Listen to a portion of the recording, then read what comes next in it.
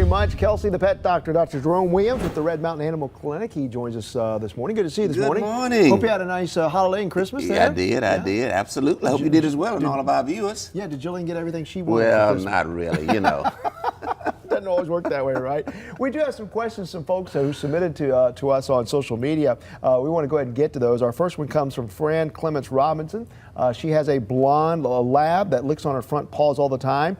Her vet says it could be allergies, so she does give the dog Benadryl, but it doesn't seem to help. So she's asking, is there a cream or topical ointment that she could use to help? If it's just the front, that's somewhat unusual, and I agree with her veterinarian, it probably is an allergy. Now, what she can do is use a mild Clorox solution to wipe those paws and to do it each time she comes in from outside. Okay. That may be helpful. Now, if you put one of those ointments or creams on, she's likely going to lick it off, so it may not do much good. Okay.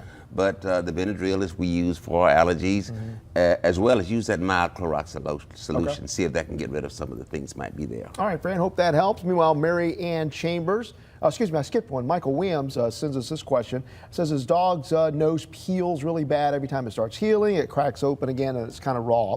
So they've tried some antibacterial on that and or antibodies, I guess, but just licks it off. So any remedies for that? I think that may be a greater systemic problem going on. So I definitely would have him check to see if there's something internally going on causing that, because if it's peeling and he keeps licking it off, that cycle is not going to be broken.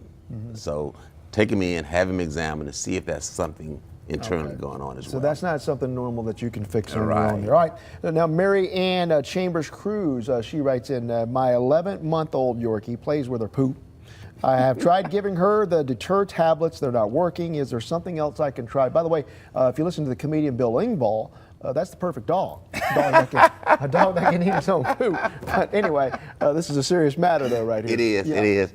There's nothing I can suggest except to try to get it up as quickly as you can. Okay. It may take a little more energy and time to make certain that you see and when he goes and get it up at that time. Try to break that cycle. Get him something else to be interested in. If we can do that, then I think you make him break that cycle. Then in time, that will not be the focus of attention. Yeah. Why would dogs want to do that anyway? I mean, I don't know. They will play with it, but also the worst is when they begin to eat it.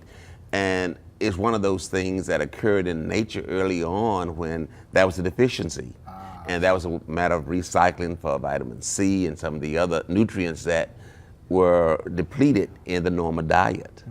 So I think it may go back to that. Other times it's just boredom, just plain old boredom. They just want something to do. Well, we know pets can be picky in what they eat. I have a producer who actually asked me, wanted me to ask you, can pets eat like a banana? Yes. Pets can eat almost all fruits and vegetables except grapes and raisin. In fact,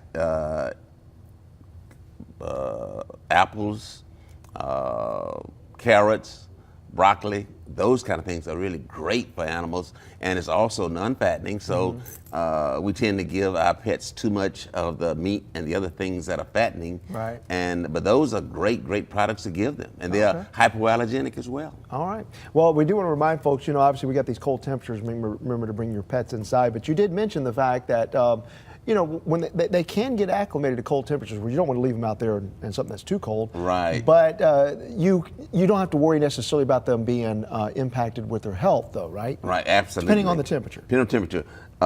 Pets, as we know, those in the colder climates are outside all of the time and they survive, they're okay, but they're acclimated. The body gets used to that temperature dropping gradually, slowly over a period of weeks and months.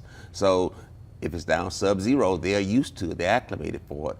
But if we put Jill out there in a sub-zero day, she may have difficulty. Right. That may be a more difficult time for her. But most pets will adapt okay. I think we over clothe our pets. Right. We put boots on them. All of those things are not really necessary. Not when it's maybe 40, but obviously if it gets 32 or below, now it's time to bring those pets in. It is, absolutely. All right, Dr. Jerome, thank you so much, and by the way, Happy New Year to you. Same to you and all of our viewers. Yeah, it's always good to be here. You too, Jillian. Hey, Jillian, Happy New Year.